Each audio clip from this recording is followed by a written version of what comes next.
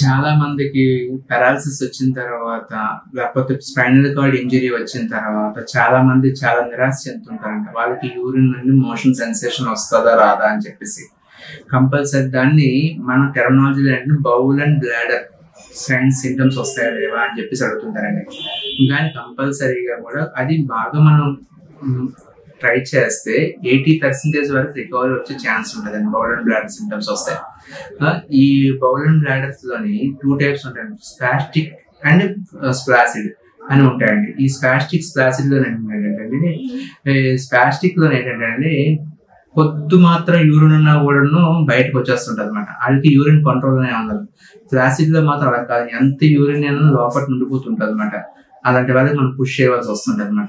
ఇదంటే వాళ్ళకి sub-commercial physiotherapy, ortho neuro rehabilitation ఏం చేస్తూ ఉంటారు. ప్లాస్టిక్ అండ్ ఫ్లాసిడ్ బ్లాడర్ లో ఉన్న పేషెంట్లకి ఏం చేస్తా ఉంటాడండి, బేసికల్ యూరిన్ సెన్సేషన్ తెప్పించడానికి మేము ఏం చేస్తాం, యూరినరీ మజిల్ స్టిమ్యులేషన్స్ యూజ్ చేస్తుంటాం అన్నమాట.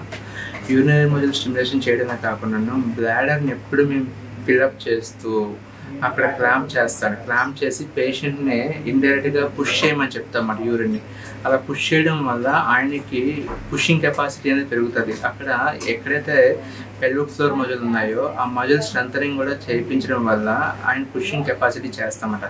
లేకపోతే ఎక్కువగా మనం వాటర్ తాగించి పేషెంట్ని ఏం చెప్తామంటే హోల్ చేయమని చెప్తామండి. హోల్ చేయడం వల్ల ఏమవుతుందంటే యూరిన్ అనేది ఆగుతుందా లేదా అని చెప్పి ట్రై చేస్తాం. ఇనీషియల్గా ఆగదు, కానీ గ్రాడ్యువల్గా దాని కెపబిలిటీ అనేది పెరుగుతుంటుంది అన్నమాట.